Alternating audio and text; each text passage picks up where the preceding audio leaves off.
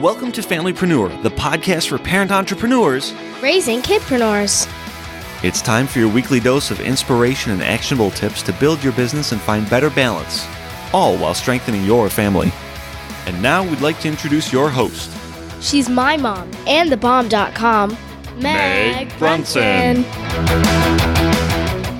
Hey there, and welcome to episode number 90 of the Familypreneur podcast. It is Monday, and on Mondays, we talk about marketing, and today we are going to talk about list building. Now, this has been kind of a topic that has touched the podcast on and off over the past couple weeks. It all started back with the great Facebook blackout. We talked about that in episode number 86. And what happened 2 weeks ago was everybody lost Facebook for about a day, which can be detrimental when you're a business owner and you're leveraging the social media platform to grow your business and reach your customers. So in that episode, I talked about the importance of list building, but we didn't really get into the nitty-gritties of how to do it.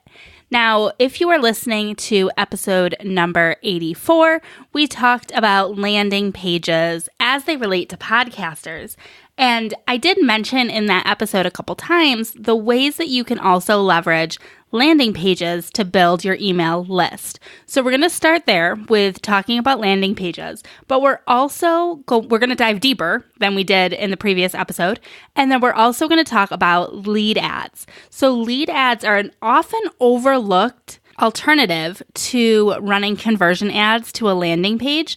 And oftentimes you can get really great results using lead ads. So I'm going to estimate that the bulk of this episode will be talking about lead ads, but I'm going to start with talking about landing pages. So again, let's go back to the importance of list building. Every business owner needs an email list, okay? You all need one, and you need it because a list is something that you own, that you maintain ownership of, unlike Facebook, where you could lose your entire business page and all of your followers overnight due to a glitch, a technical issue. I mean, heaven forbid you're violating part of their terms of service and Facebook could just lock you out for that violation. And the same is true for any social media platform. Instagram, Twitter, Pinterest, whatever platform you're using and you're building a followership on. Heck, if you're a podcaster, we've talked a lot about podcasting in February. Even your listenership, right? Because we don't own the sites that are hosting our podcasts. So any of those platforms could fail you as a business owner, and you need a fallback. And that's what having a list does for you. So number one, you need to be building an email list. Number two, you should be communicating with that email list. If the thought of sending out weekly emails is overwhelming, that's fine. Send a monthly email. Just send a regular email so that you stay on people's radars. Also, make sure that you're backing up those lists. We just talked about how you don't own third-party platforms like Facebook and Instagram, or even your podcast host like Libsyn or Blueberry. Remember that you don't own your list building tool either. I prefer Kartra. That's what I'm currently using. It is a paid program. So if you're looking for a free solution, I often recommend MailChimp.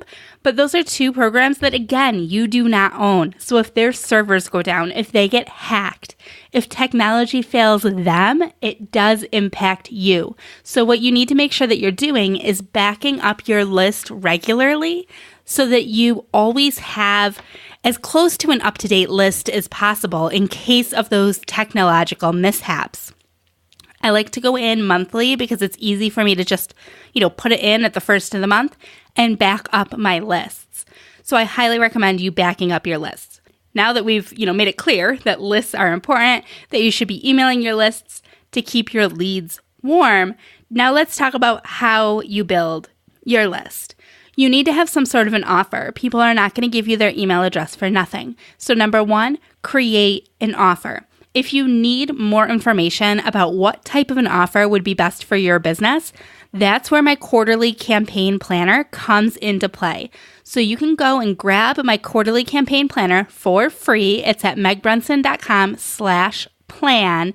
And one of the 7 elements of a profitable Facebook ad campaign, that's the sheet that kind of opens up that download, that will walk you through opt-ins. So different types of opt-ins and what you can offer. So come up with your offer, and then you're going to need a strategy for getting people to join your list. Now, when you think of the sales funnel, this is typically right in the middle, right? So you want to show these ads to people who are familiar with you. Maybe they're people who've interacted with you on Facebook or Instagram in the past. Maybe they're people who have watched your videos. These are people who are going to know, like, and trust you enough to give you their email address in exchange for the value that you're offering them. So regardless of what strategy you choose, landing page or lead ad, you're going to want to make sure that you exclude the people that are already on your list from seeing these ads. That is super duper important. I see that mistake all of the time. You want to ensure it, whether your list has 10 people on it or 10,000 people, it doesn't matter. You want to ensure that the people on your list are not going to see the ad that is meant to get more people on your list.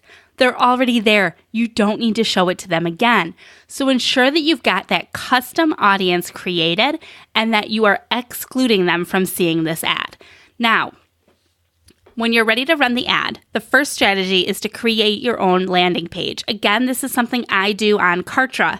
I do have an affiliate link for Kartra if you want to check it out. Kartra does my landing pages, my email list, my course. They kind of are an all-in-one solution. So if you go to megbrunson.com/Kartra, that is an affiliate link, and it'll get you a 14-day trial for $1. So feel free to head over to megbrunson.com/Kartra to check that out. So you can build a landing page that encourages people to opt in.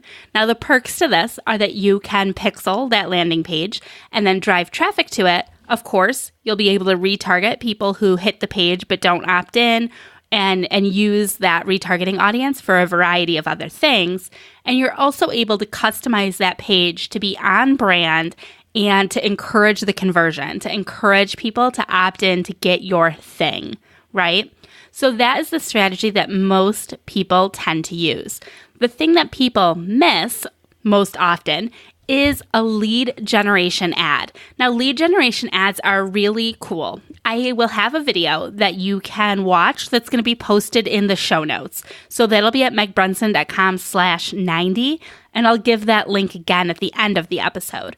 But there will be a video that kind of walks through what a lead ad looks like. Basically, these ads look just like any other ad, right? They don't look any different, but they do function differently. So when you click on the ad, instead of that ad taking you off Facebook to another landing page, it pops up an opt-in window. So that's a pop-up right within the Facebook platform that has a couple lines, that you can customize to encourage the opt-in, and then you can select what fields you want to have included. I typically recommend sticking with just the email field. The more fields you request in that lead generation ad, the less leads will actually come through. So people are definitely turned off by having to provide a ton of information. So I recommend requesting the bare minimum that you need for these ads to be effective. And since we're talking about list building, that's just the email address. So you'll go in, you'll customize these lead ads. Now we'll start with the cons. The con is that it is limited, the customization. So you can't change the colors. It will pull the image in directly from the ad, so that is super convenient. However, you are limited to the amount of text you can put in these lead ads. So you can select to have some intro text or just the questions text. But you are limited as to how many characters, how many words you can put in these lead ads. However, the benefit is that number one, it is mobile optimized, which means you don't have to worry about that. Because when you're building a landing page, you have to worry about mobile optimization, and you have to ensure that that page looks good on desktop as well as across a variety of mobile devices. When you use Facebook's lead generation ads, they take the guesswork out of that equation for you. So they're all mobile optimized and you don't have to worry about it. That is a huge time saver. Now, reason number 2, Facebook lead ads are amazing. They are designed to automatically pull in the information from the Facebook user. So remember I said I recommend you just request the email address. That's all. Facebook lead ads are designed to automatically pre-fill in the email address from the user's profile. Now, I should say they will, number 1, attempt to pull in the email they use to log into Facebook with. Like, that's the default. Number 2, if they have submitted a lead ad in the past and they have used a different email address, Facebook will retain that information as well. And this is all editable. So if it pulls in the email address that they use to log into Facebook with, but that isn't the address they really want to be using, that's no problem. They can edit that email address and then hit submit. So it is mobile optimized. It auto-populates, it auto-fills the fields that you've indicated, which makes it super quick and super easy, and it removes all obstacles from the user. Then once they hit submit, it brings them to a thank you page that is also completely customizable by you. Again, there's some limits, right? You can't change like the color of the form. It will keep the image that you used in the ad, so it'll keep that standard throughout the form.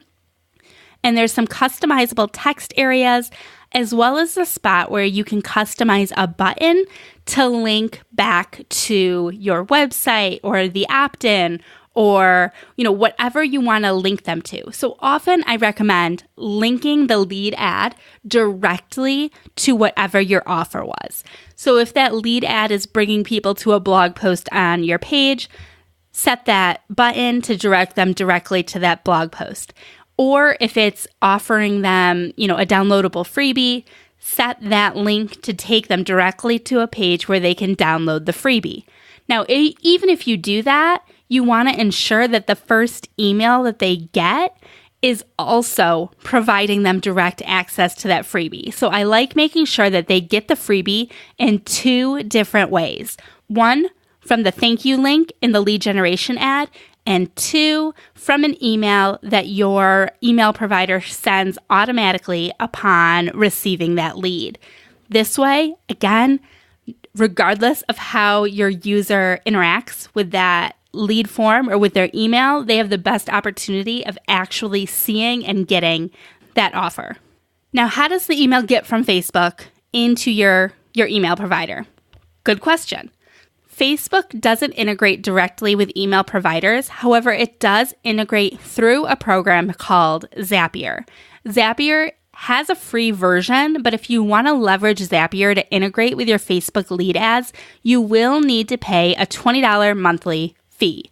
Now, this is totally worth it when you're running lead generation ads because it takes the manpower out of the equation, right? And it makes everything instant. So the Zapier program will take the leads as they come in and instantaneously zap them over into your email provider.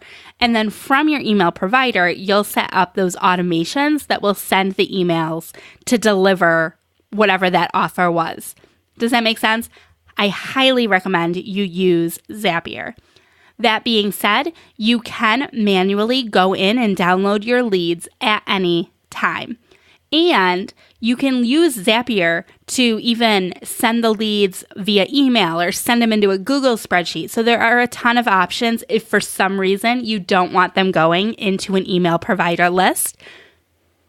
You can leverage that however it makes the most sense for your business.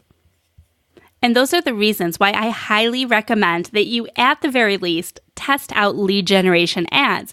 Test them against your opt-in pages to see if you will get a better cost per lead with the lead gen ads. Another reason the lead generation ads can be better is that there's not as many distractions.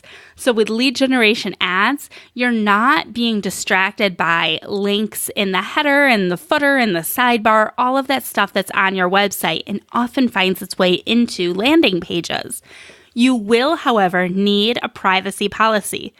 Super important, you should have a privacy policy on your website if you are collecting people's email addresses, and you will need to link that privacy policy into your Facebook lead ads.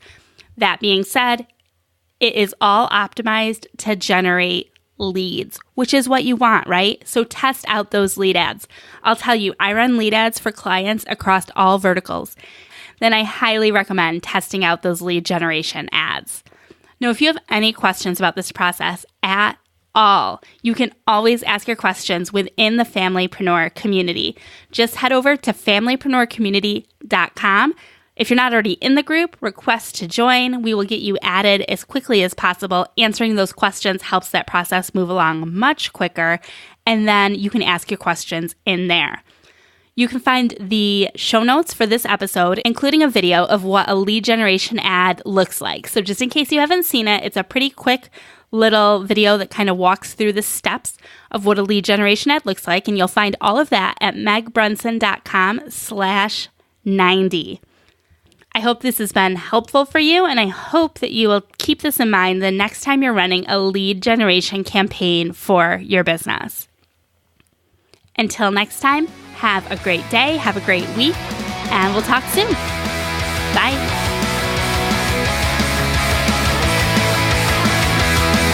Did you know that my mom has a Facebook page, Instagram account, YouTube channel, and more? Her username is The Meg Brunson. Just about everywhere. You should go follow her.